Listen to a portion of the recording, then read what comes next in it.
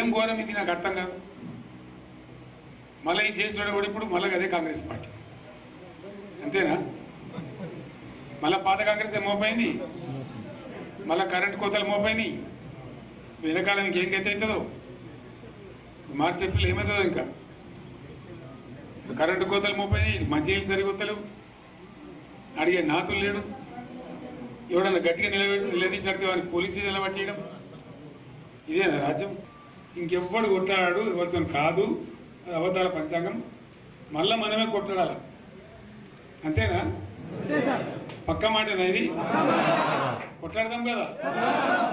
ప్రాణం పోయినా సరే తెలంగాణకు రక్షకులు మనమే, తెగించి కొట్లాడాల్సిందే.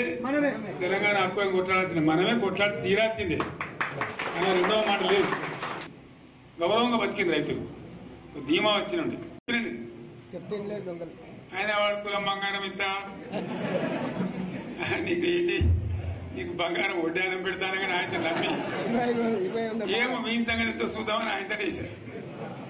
వేసింది ఇరుకపోయారు, బాయిలో పడ్డారు, అయిపోయాయి, ఉన్నాయి అన్ని మీకే.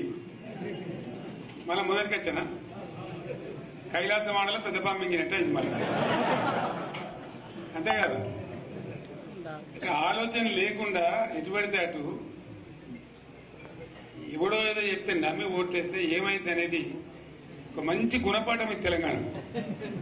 గ్యారంటీగా మంచిగా సంసారం జరుగుతుంది. జరి తువ్వకచ్చినాం, రైతులు ఇంత ముఖం తెలివి అవుతుండ్రి, ఇంత బాకీలు కట్టుకుంటుండ్రి.